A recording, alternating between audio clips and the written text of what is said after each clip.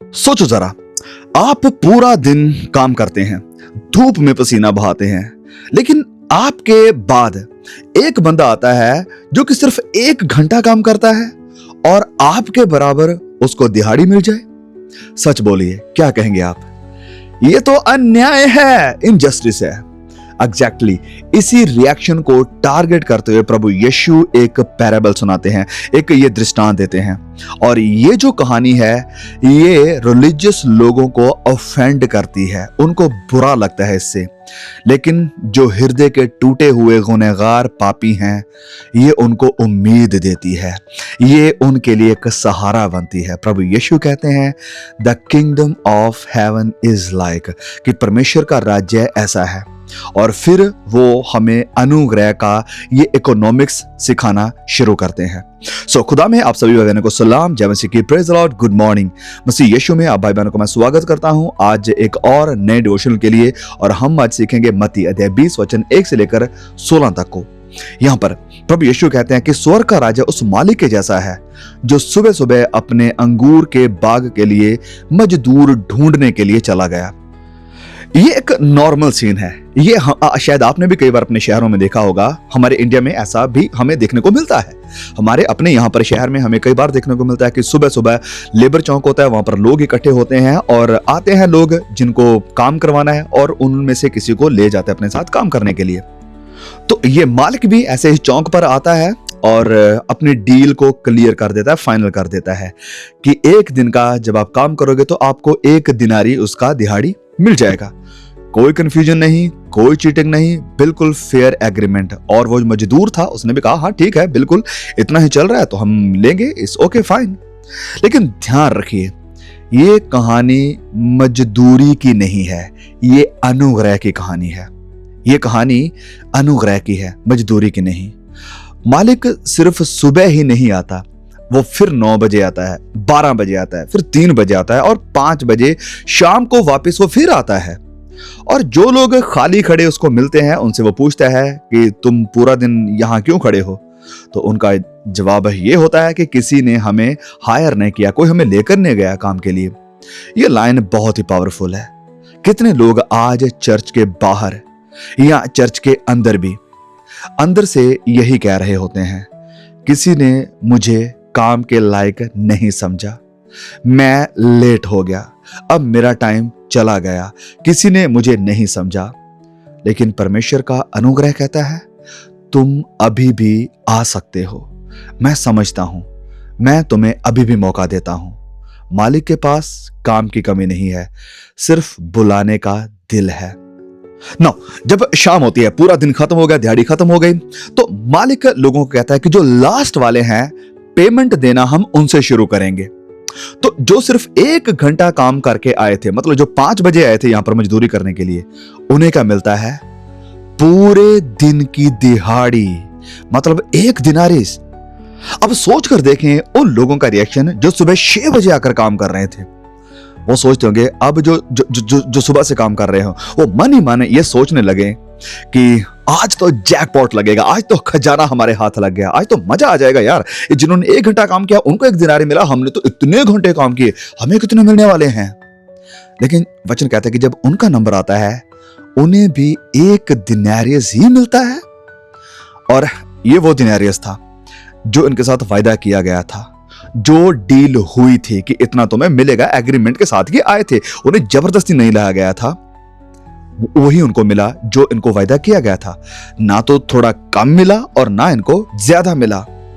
अब प्रॉब्लम यहां पर आती है, अब यहां पर ट्विस्ट आता है। और प्रॉब्लम यहां पर पैसा नहीं था, प्रॉब्लम था कंपैरिजन।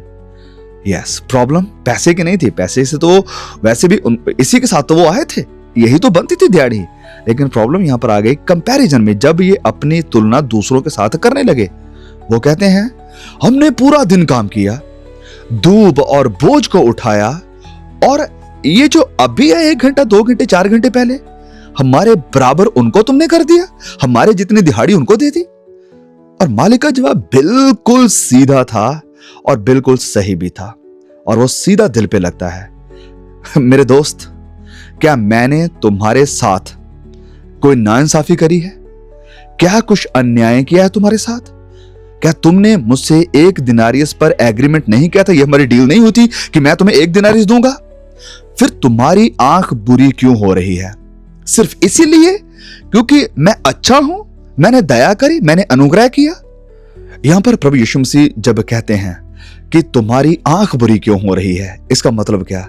कि तुम्हारे अंदर ये जलसी क्यों आ रही है? ये रिलीजियस स्पिरिट तुम्हारे अंदर क्यों काम कर रही है? तुम्हें अनुग्रह से इतनी प्रॉब्लम क्यों है? सच ये है, परमेश्वर कभी भी अनफेयर नहीं है, परमेश्वर कभी गलत न्याय नहीं करते, लेकिन वो हमेशा इक्वल भी नहीं होता।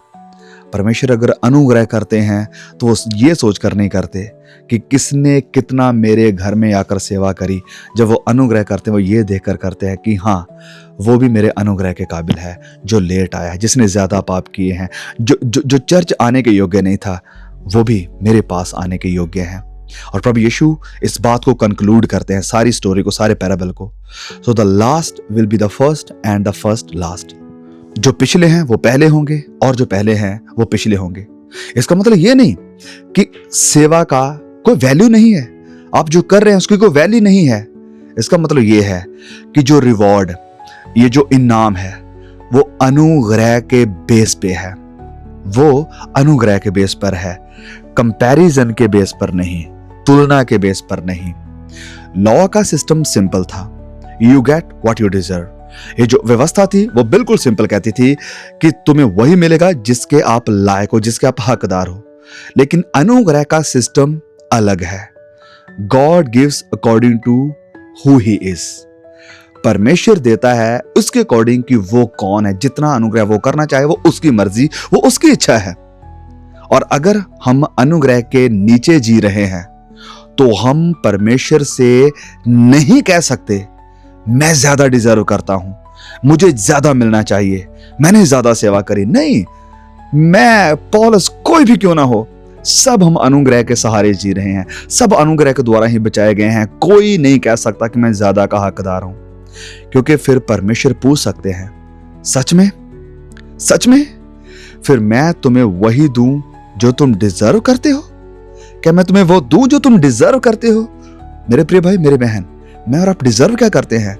नर्क, हेल, हमारे पाप, हमारे गुनाह, हमारे कामों की वजह से। लेकिन अगर परमेश्वर हमें वो देने लगे जिसको हम डिजर्व करते हैं, तो हम कभी भी खुदा के राज्य में प्रवेश नहीं कर पाएंगे।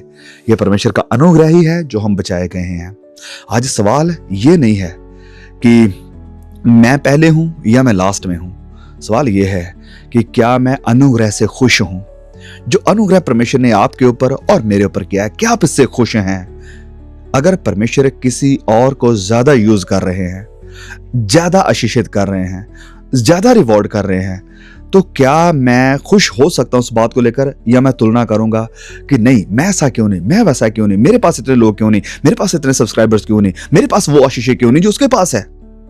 कलीसिया, इस बात को हमेशा याद रखो। हमारी जो सेवा है, हम जो कुछ भी कर रहे हैं, ये जो मैं जो कुछ भी कर पा रहा हूं, ये परमेश्वर के अनुग्रह ही से तो है। हमारी जो बुलाहट है सेवा करने की, ये भी हमने कमाई नहीं, ये भी तो परमेश्वर का अनुग्रह ही है। और हमें जो भी अपॉर्चुनिटी मिलती है जहां कहीं सेवा करने की, चाहे चर्च में हो या चर्च के बाहर हो, ये भी अनुग्रह ही है। और जो हमें रिवॉर्ड मिलता है वो भी अनुग्रह ही है। और जो अनुग्रह को समझ लेता है वो तुलना करना बंद कर देता है और ग्रैटिट्यूड में, धन्यवाद, शुक्रगुजारी में जीना शुरू कर देता है। क्योंकि परमेश्वर के किंगडम में सैलरी सिस्टम नहीं चलता, अनुग्रह सिस्टम चलता है।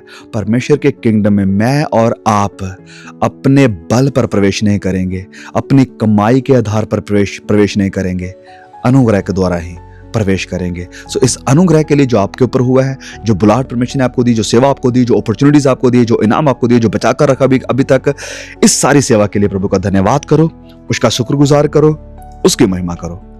सो प्लीज मेरे भाई, मेरी बहन, अगर आपने कुछ सीखा है, आप ब्लेस हुए हैं, तो प्लीज इसे शेयर जरूर करें। मैं आपको दोबारा फिर मिलूंगा एक और नए मैसेज के साथ। तब तक के लिए खुदा मुझे, आपको, हम सबको संभाल कर रखे। आमीन। Praise the Lord.